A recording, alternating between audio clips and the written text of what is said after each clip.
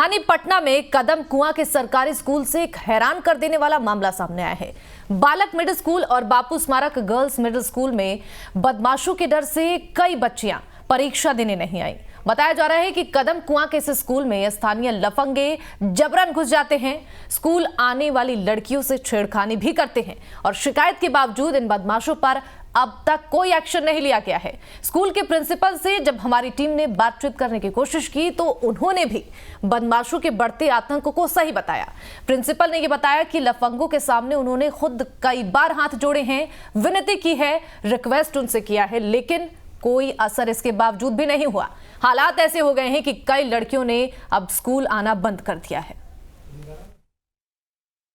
अभी हम मौजूद हैं पटना के बालक मध्य विद्यालय में और यहाँ मौजूद हम इसलिए हैं कि हमें ये खबर मिली है कि यहाँ पढ़ने वाली बालिकाएं यानी जो बच्चियाँ हैं वो लफंगों के डर से अपना फाइनल इम्तिहान देने यहाँ नहीं आ रही हैं। और इसी खबर पर हम ये स्कूल पहुँचे हैं और ये स्कूल बिहार के किसी सुदूर इलाके में नहीं बल्कि राजधानी पटना में अवस्थित है। अब थोड़ी ज़रूरत है समाज को भी आगे आने की। सुरक्षित मीन्स मतलब क्या होता है बच्चियों के साथ रास्ते में, जैसा कि खबरें मीडिया में आ रही हैं?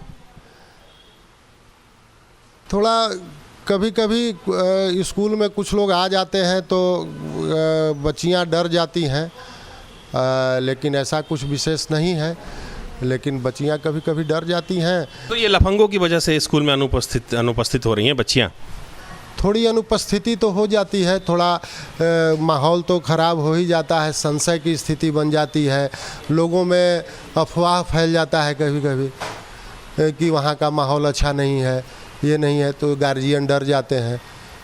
लेकिन तो लफंगे यहाँ की बच्चियों को परेशान कर रहे हैं, ये अफवाह है या कंफर्म है?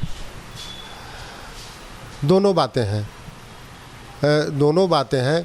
कभी कभी उन लोगों के आने से ही अफवाह फैलता है, ऐसा नहीं है कि अफवाह नहीं, वे लोग आते नहीं हैं, आते जाते रहते हैं, कभी विद्यालय में बैठ जाते हैं।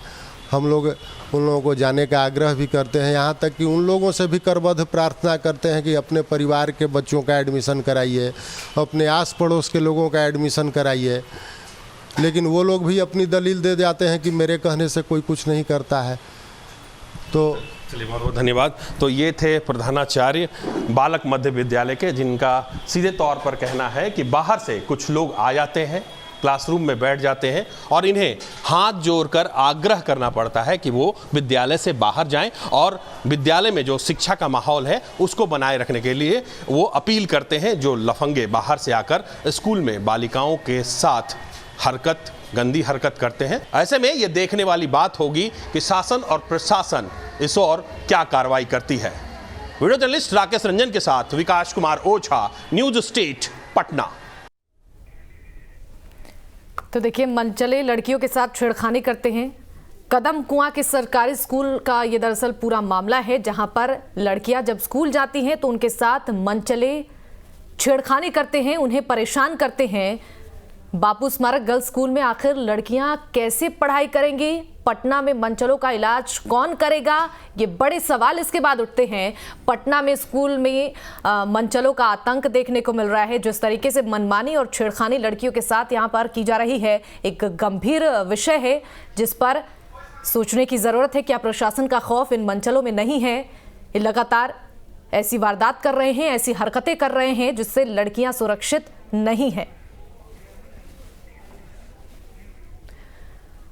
और इसी खबर पर ज्यादा जानकारी देंगे पटना से संवाददाता विकास ओझा हमारे साथ जुड़ गए हैं। विकास, देखिए, बालक मिडिल स्कूल के प्रिंसिपल से भी आपने बातचीत की, किस तरीके से यहाँ पर लड़कियों को परेशान किया जा रहा है, आखिर जिम्मेदार कौन है और इस पर संज्ञान क्यों नहीं लिया जा रहा है? बार बार लड़कियां क्यों परेशान हो रही हैं?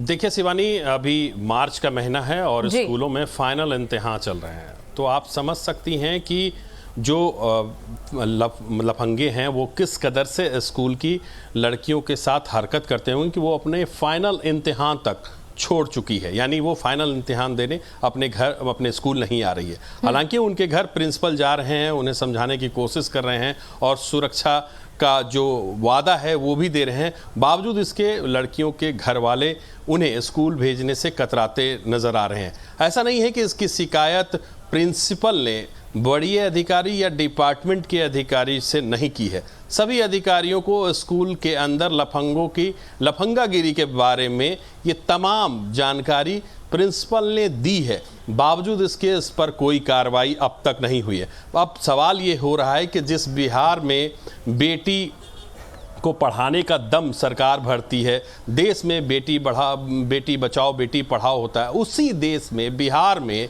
और ये कोई सूबे के किसी सुदूर ग्रामीण इलाके की बात नहीं है, ये सूबे के राजधानी पटना की तस्वीर है, बात है, जहां बच्चियां स्कूल जाने में डर रही हैं क्योंकि रास्ते में उन्हें लफंगे परेशान करते हैं। और स्कूल के प्रिंसिपल कई बार इसकी शिकायत पुलिस से लेकर वरीय अधिकारी तक कर चुके हैं और उस पर कोई कार्रवाई नहीं हुई। नतीजन बच्चियां पढ़ाई से दूर होती जा रही हैं। फाइनल इम्तिहान के दिन यानी फाइनल इम्तिहान के जो समय है उसमें भी बच्चियां स्कूल नहीं आ रही हैं। तो ऐसे में सबसे बड़ा सवाल ये खड़ा होता है कि कैसे पढ़ेंगी बिहार की बेटियां और कैसे बढ़ेंगी बिहार की बेटियां। शिवानी। बिल्कुल विकास, ये एक बड़ा सवाल है कि आखिर लड़कियां सुरक्षित कैसे रहेंगी, कैसे जो उनके परिवार वाले हैं, जो उनके माता पिता हैं, कैसे निश्चिंत रहेंगे कि हमारी बेटी अगर स्कूल जा रही है तो उसे कोई परेशानी ना हो, वो अच्छे से पढ़ाई कर पाए, क्योंकि एक गंभीर मसला है। देखिए, फाइनल एग्जाम अगर लड़कियां छोड़ रही हैं तो इसी बात से अंदाजा लगाया जा सकता है, इतनी मेहनत करने के बाद इंतजार रहता है एग्जाम का, लेकिन एग्जाम भी नहीं दे पा रही हैं लड़कियां। एक बड़ा विषय है, इस पर सरकार और प्रशासन दोनों को संज्ञान लेने की जरूरत है।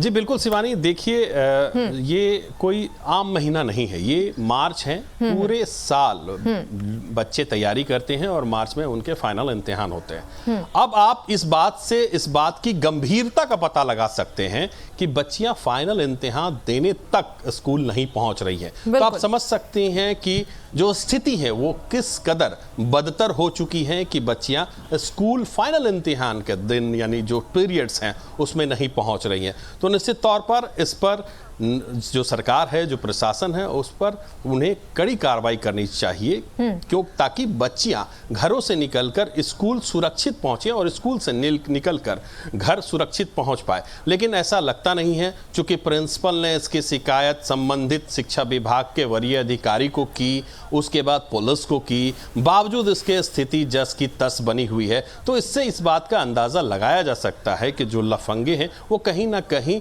राजनीतिक दल से भी ताल्लुकात और रसूख रखते हैं, रसूख से कनेक्शन रखते हैं। और यही एक बड़ी वजह बताई जा रही है कि इन लोगों पर कार्रवाई अब तक नहीं हुई।